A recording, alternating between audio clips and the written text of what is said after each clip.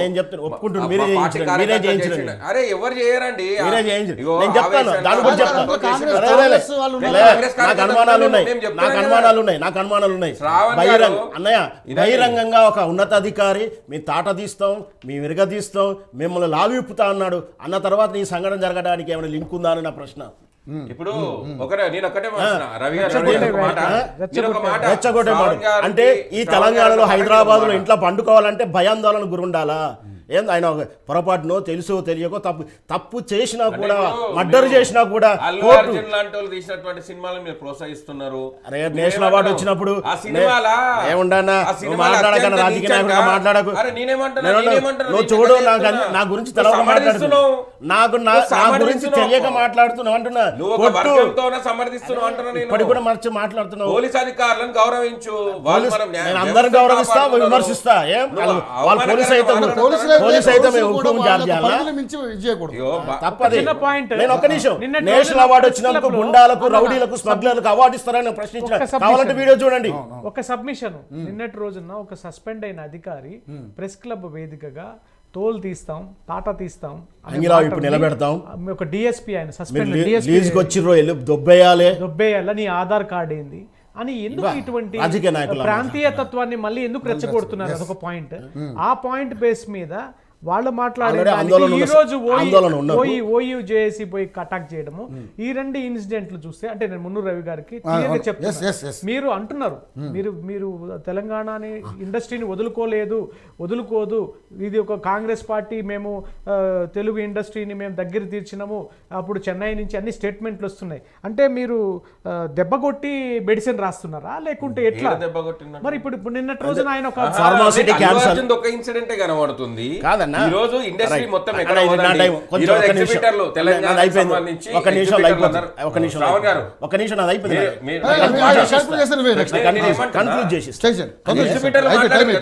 నేను మాట్లాడతాను, వర్ష క్రమం వద్దామా?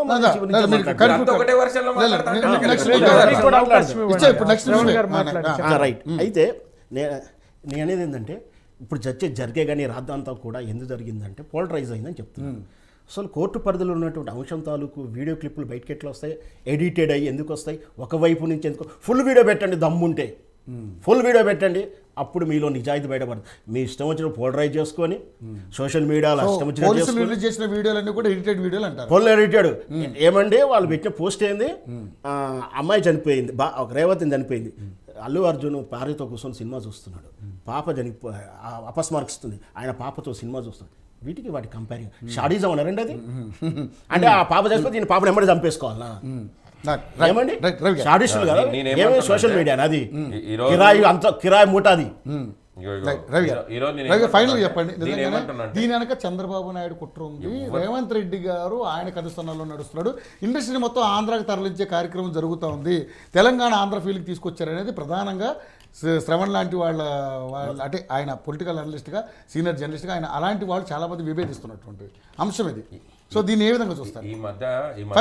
ఈ మధ్య కాలంలో అనలిస్టులు కూడా ఎట్లా మాట్లాడుతున్నారంటే, కొందరికి అంటే ఒక వ్యవస్థకి వత్తాసు పలుకుతూ మొత్తం సమాజాన్ని మొత్తాన్ని కూడా, అంటే ఈ వ్యవస్థలో వీళ్ళు లేకపోతే సమాజమే లేదు అన్నట్లుగా ఒక పోలరైజ్ చేసి చూపిస్తున్నారు. నేనేమంటున్నా అంటే, ఇది తెలంగాణ రాష్ట్రము అన్ని వాతావరణానికి అనుకూలమైనటువంటి ప్రాంతము.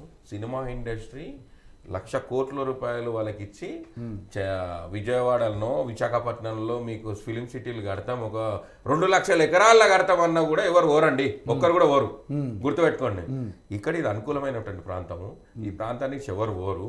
ఈ రోజే తెలంగాణ ప్రొడ్యూసర్స్ రేవంత్ రెడ్డి గారు, చంద్రబాబు నాయుడు గారు ఎవరు కన్సర్న్ ఎవరెందుకు పనిచేస్తారండి? రవి గారు, మీరు ఒక ఛానల్ తరఫున ఉన్నప్పుడు మీరు ఏదో TV9 కోసమో జెమిని టీవీ కోసం పనిచేయరు, మీరు మీ ఛానల్ అభివృద్ధి కోసం పనిచేస్తారు. ఇక్కడ ఈ ప్రాంత ప్రజలు ఆయన గుర్తించి ఆయన కష్టాలను తెలుసుకొని ఆయనకు ప్రజలు ఒప్పించి ఈ రోజు ప్రభుత్వంలో పెట్టిండ్రు. పేద ప్రజల పక్షాన ఆయన నిలబడ్డాడు.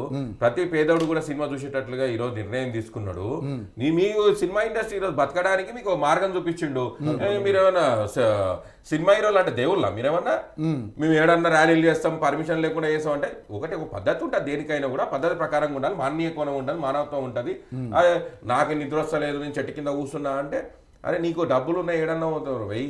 ఇప్పుడు ఆడ పాప తల్లి చనిపోయింది, బాబు బెడ్ మీద ఉన్నాడు, ఆ విషయం మీద ఆలోచించాలి. మీరు ఇచ్చిన పైసలు సగం పైసలు ఇచ్చారు, సగం పైసలు ఆపుకున్నారు. ఈ రోజు ఏమంటారు నేను మొత్తం ఇచ్చినామని చెప్పి చిట్టిబాబు గారు శ్రావణ్ గారు చెప్తారు. నేనేమంటున్నా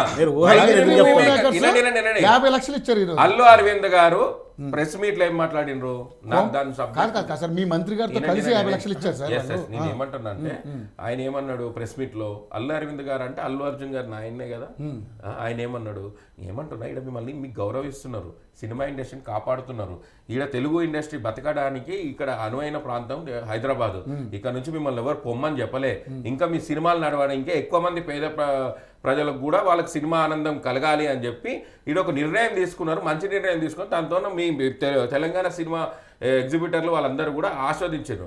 బలగం సినిమా వస్తే ఈ ఒక్క హీరోలు సపోర్ట్ చేయలే, విశ్వక్సేను సినిమా వస్తే ఇదే చిట్టిబాబు ఆయన మీద వ్యతిరేకంగా చేసినటువంటి వ్యక్తి.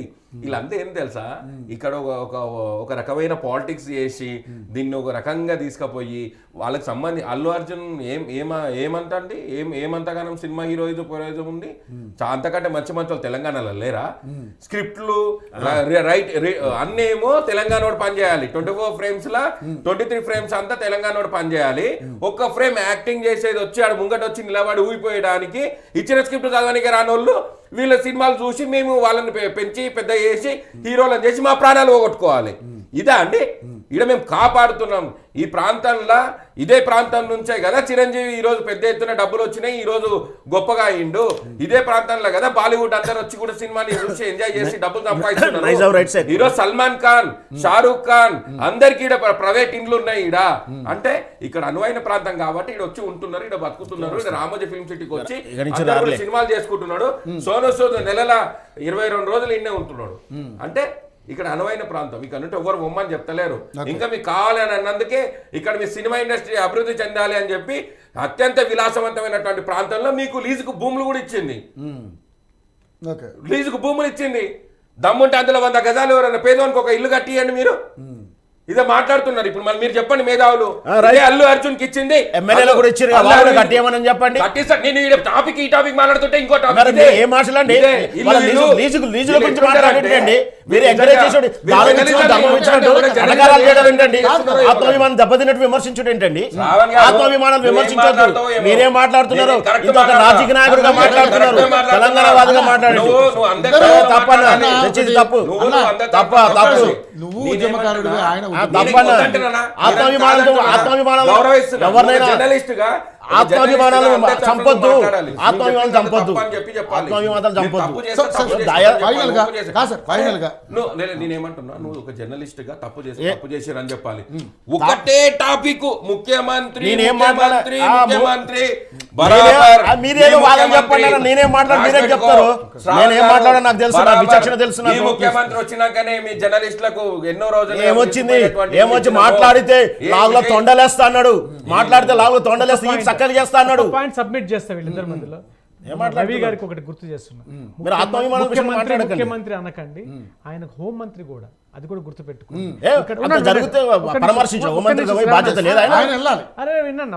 ఇప్పుడు ఒక పోలీసు వైఫల్యము జరిగిందనే దాన్ని కప్పిపుచ్చుకోవడానికి ఈ రోజు పొలిటికల్ గా అదొక పెద్ద మానవీయ కోణం తీసుకొచ్చి పుష్పాన్ని అరెస్ట్ చేశారు, మంచిదే.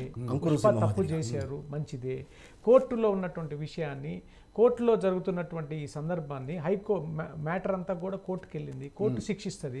ఒక పోలీస్ ఆఫీసరు, ఒక డిపార్ట్మెంటల్ కమిషనర్ రేంజ్లో ఉన్నటువంటి ఆయన ఒక 10 నిమిషాలు ఏదైతే ఎవిడెన్స్, ఎక్కడైతే జరిగినటువంటి ఆ ఎవిడెన్స్ని మీడియాకి పెట్టచ్చా నేను అడుగుతున్నా సూటిగా. ఆ ఇష్యూలో సంబంధిత సాక్ష్యాధారాలు కోర్టుకు సబ్మిట్ చేయాల్సినటువంటి ఆ ఇష్యూస్ ని సెలెక్టెడ్ మీడియా ఛానల్ పంపించారు, మెయిల్ చేశారు. ఏంది సైబర్ సెక్యూరిటీ అని ఒక దొంగ బినామీ మెయిల్ చేశారు. నన్ను ఒక్క నిమిషం మాట్లాడనివ్వండి. 10 నిమిషాలు ఒక edited video, okay what ever it is. ఆయన కూడా కమిషనర్ గారు కూడా ఒక మంచి ఓయూ కాలేజీలో చదువుకున్నటువంటి ఒక మంచి విద్యార్థి ఆయన. సో చాలా మంది నేను ఓపెన్ గా అడుగుతున్నా, ఆయన ఒక 10 నిమిషాలని దాన్ని ఎడిట్ చేశారు, ఓకే స్క్రిప్టెడో లేకుంటే నేను తర్వాత చూద్దాం, అది ఎవరికి సబ్మిట్ చేయాలి మీరు? సాక్ష్యాధారాలు ఉన్నత న్యాయస్థానమైనటువంటి కోర్టులో ఉన్నటువంటి ఈ అంశాన్ని కోర్టుకి చూపించాలి. మీరు ఒక పొలిటికల్ గా జరుగుతున్నటువంటి ఈ విషయాన్ని నిన్న అసెంబ్లీలో ఒక మానవీయ కోణాన్ని తీసుకొచ్చి ఒక ఎంఐఎం ఎమ్మెల్యే అసలు ఏ సబ్జెక్ట్ మీద అసెంబ్లీలో జరుగుతుంది, ఏ సబ్జెక్ట్ నుంచి ఏ సబ్జెక్ట్కి ఎంఐఎం అక్బరుద్దీన్ అనే వ్యక్తి అడగడం ఏంది, నువ్వు సమాధానం చెప్పే సందర్భంలో అక్బరుద్దీన్ జీ మే తెలుగు మే బాత్ కర్ సక్తాము అని అంటాడు.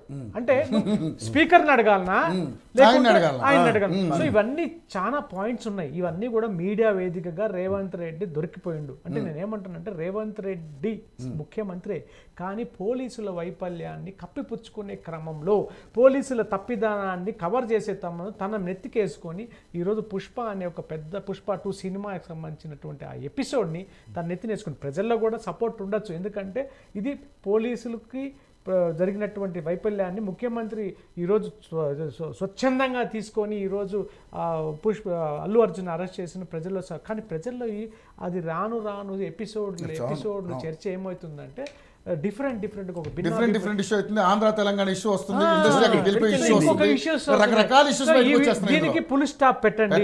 ఎందుకు ఫుల్ స్టాప్ పెట్టాలంటే నిన్నటి రోజున మా బండి సంజయ్ గారు అన్నా కానీ, కిషన్ రెడ్డి గారు డికే అరుణమ్మ గారు కానీ, మా భారతీయ జనతా పార్టీ అన్న ఇరువైపులా తప్పుదనం ఉంది. ఇటు పుష్ప టీమ్స్ తప్పు ఉంది, ఇది ప్రభుత్వానికి కూడా తప్పు ఉంది. దయచేసి ఇంతటితో ఆపి దానికి సంబంధించిన పక్కన పెట్టి రాజకీయంగా ఎన్నో అంశాలు ఉన్నాయి. తెలంగాణలో ఎన్నో సబ్జెక్టులు ఉన్నాయి, చాలా కార్యక్రమాలు, ఇంకా 2 రోజుల తర్వాత ఇంకొక కొత్త ఎపిసోడ్ వస్తుంది. అదొక 15 రోజులు నడుస్తుంది. అది కూడా మీకు తెలుసు ఏ ఎపిసోడ్. ఏసీబీ ఆల్రెడీ నోటీసులు ఇచ్చింది, ఎంక్వైరీ జరగబోతుంది. ఇవన్నీ కూడా 6 గ్యారెంటీలు అమలు చేయలేక, 420 హామీలు చెప్పినవి చేయలేక, ఎందుకంటే ఆడ దుడ్డు లేదా ఆడ ఖజానాలు. మీరేందన్నా బీఆర్ఎస్ లెక్క మాట్లాడుతున్నా అంటాడు అన్న. రవి గారు, మున్నూరు రవి గారికి నేను ఒక్కటే విజ్ఞప్తి చేస్తున్నా, తప్పేం లేదు, ఒక మంచి సబ్జెక్టే, మాఫియాని అరకట్టాలి, రేట్లను తగ్గించాలి, సినిమా ఇండస్ట్రీ బతికించాలి. దానికి ప్రొసీజర్ వేరే ఉంది, దానికి మాట్లాడే విధానం వేరే ఉంది. నీ కంట్రోల్లో రావాలంటే పిలిచి, అసలు మీకు సినిమా ఇండస్ట్రీ కంట్రోల్లో లేనప్పుడు బెనిఫిట్ షోలకి ఎందుకు అనుమతి ఇచ్చారు? రేట్లు ఎందుకు పెంచి జీవో ఇచ్చారు? మీ కంట్రోల్లో లేదంటున్నారు కదా. ఏ డిపార్ట్మెంట్ మీ కంట్రోల్ లేదు? సినిమా ఇండస్ట్రీ కంట్రోల్ లేదు, పోలీస్ డిపార్ట్మెంట్ కంట్రోల్ లేదు, ఆఖరికి హోటల్ ఇండస్ట్రీ కూడా కంట్రోల్ లేదు. ఒకటే దాడులు. ఓకే మంచిదే, వెలుగు తీస్తున్నారు. మీకు కంట్రోల్ రావాలంటే, ప్రభుత్వం కంట్రోల్ రావాలంటే ఇటువంటి దాడులు సమంజసం కాదు. ప్రజా పరిపాలన, ప్రజలకు దగ్గరయ్యే అవకాశాన్ని వినియోగించుకోండి. ప్రజలకు ఏ విధమైన హామీలు మీరు ఇచ్చిన హామీలను అమలుపరిచే దిశలో పరిపాలన సాగించాలని భారతీయ జనతా పార్టీ డిమాండ్ చేస్తుంది. అతి త్వరలో ఈ నెలాఖరులో మా రాష్ట్ర అధ్యక్షులు కూడా త్వరలో నియామకం అవుతుంది. మా పోరు ఆగదు. కాంగ్రెస్ పార్టీ మీద ఎప్పటికప్పుడు మేము వ్యతిరేకంగా, మేము ప్రజలకు అనుకూలంగా మేము పోరాటం చేస్తూనే ఉంటాం. నేను ఫైనల్ చెప్తాను. వాస్తవానికి ఇరువైపులు అన్న చెప్పినట్టు తప్పు ఉంది. ఈ విషయంలో భారతీయ జనతా పార్టీ చాలా మెచ్యూర్డ్గా ప్రవర్తించింది, పద్ధతిగానే ఉంది. ఈ విషయంలో కూడా ఎవరిని బాగా స్పందించింది, ఎవరినో దాన్ని పోలరైజ్ చేసుకోవాలని కూడా అది కూడా చూసుకోలేదు. అది పోలరైజ్ చేసుకోవాలని కూడా చూసుకోవాలి. హైడ్రాలో వాళ్ళ మధ్యలో కొంచెం అటు ఇటు 2 నాయకుల మధ్యలో వచ్చింది, అది పద్ధతిగా ఉంది. ఈ విషయంలో న్యూట్రల్గానే ఉన్నారని చెప్పొచ్చు. వాస్తవానికి అయితే న్యూట్రల్గానే ఉన్నారు. అదే అసెంబ్లీలో చర్చించాల్సినవి ప్రజా సమస్యలు చాలా ఉన్నాయి. దయ్యాలు వేదాలు ఇచ్చినట్టుగా అక్కడ వల్లించాడు ఆయన.